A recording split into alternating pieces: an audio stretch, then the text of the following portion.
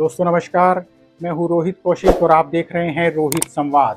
दोस्तों, लोकसभा चुनाव खत्म होने के बाद भी मुजफ्फरनगर लोकसभा सीट पर डॉक्टर संजीव बालियान और ठाकुर संगीत सोम के बीच तकरार खत्म नहीं हुई है। मुजफ्फरनगर के पूर्व सांसद डॉक्टर संजीव बालियान और मेरठ की सरधना विधानसभा के पूर्व विधायक ठाकुर संगीत सोम के बीच आपसी मनमुटाव जग जाहिर है। आपको यह बता दें कि मेरठ का सरधना क्षेत्र मुजफ्फरनगर लोकसभा में आता है।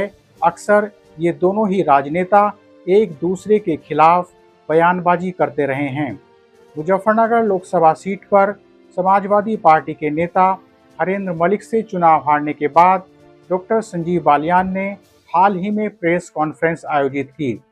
इस प्रेस कॉन्फ्रेंस में पत्रकारों के प्रश्नों का उत्तर देते हुए डॉक्टर संजीव बालियान ने संगीत सोम की तरफ इशारा करते हुए कहा कि अनाप शनाप बयानों पर पार्टी को उन पर कार्रवाई करनी चाहिए थी।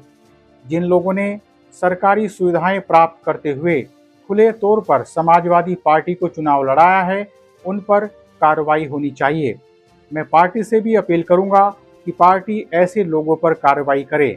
जब एक पत्रकार ने डॉक्टर संजीव बालियान से पूछा कि चुनाव से पहले संगीत सोम ने कहा था कि संजीव बालियान का मुझसे बात करने का स्तर नहीं है, तो संजीव बालियान ने कहा कि स्तर तो शिक्षा से तय होता है। मैं वेटरनरी साइंस में पीएचडी हूँ, 2 बार का सांसद हूँ और केंद्र सरकार में मंत्री रहा हूँ, तो यह आप तय कर लें कि किसका स्तर बड़ा है। चुनाव में भीतरघात के सवाल पर डॉक्टर संजीव बालियान ने कहा कि कुछ जयचंद और विभीषण जनता के बीच गए और कुछ लोग शिखंडी की तरह नजर आए। जो जयचंद है, पार्टी उन्हें देखेगी। डॉक्टर संजीव बालियान ने मुजफ्फरनगर के नए सांसद हरेंद्र मलिक को कटघरे में खड़ा करते हुए कहा कि उन्होंने तहसील और थाने की राजनीति की है, अब उन्हें विकास की राजनीति करनी होगी। इसके साथ ही उन्होंने अपनी हार का मुख्य कारण मुस्लिमों का ध्रुवीकरण, हिंदू मतों का बंटवारा और पोल प्रतिशत कम होना बताया। डॉक्टर संजीव बालियान की प्रेस कॉन्फ्रेंस के एक दिन बाद ठाकुर संगीत सोम ने भी प्रेस कॉन्फ्रेंस कर अपना पक्ष रखा। संगीत सोम ने कहा कि संजीव बालियान को अपनी बात पार्टी फोरम पर रखनी चाहिए थी। प्रेस कॉन्फ्रेंस में आरोप लगाना गलत है, घर की बात घर में ही रहनी चाहिए थी। संजीव बालियान ने भ्रष्टाचार को बढ़ावा दिया, जनता उनसे परेशान थी, वे अपने अहंकार की वजह से हारे हैं।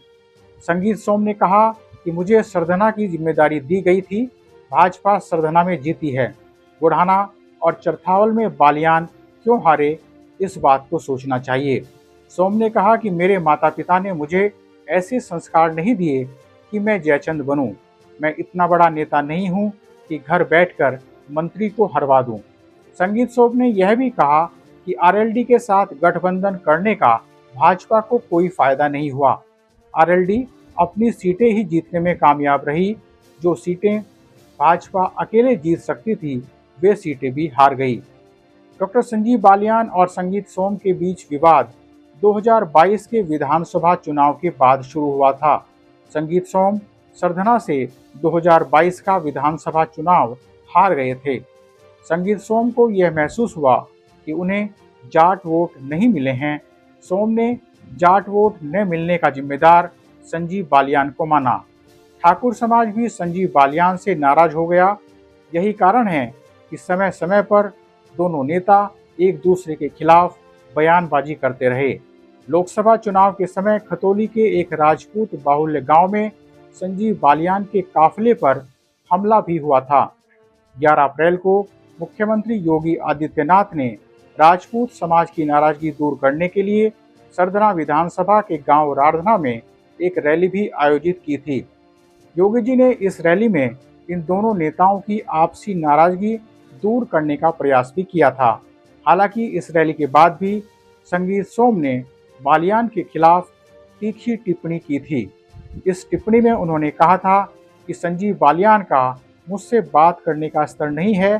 संजीव बालियान गुंडे पालेंगे, लोगों के बीच नहीं जाएंगे और लोगों से बदतमीजी करेंगे, तो उन्हें यह बताना पड़ेगा कि वो कितनी विकास की राजनीति कर रहे हैं।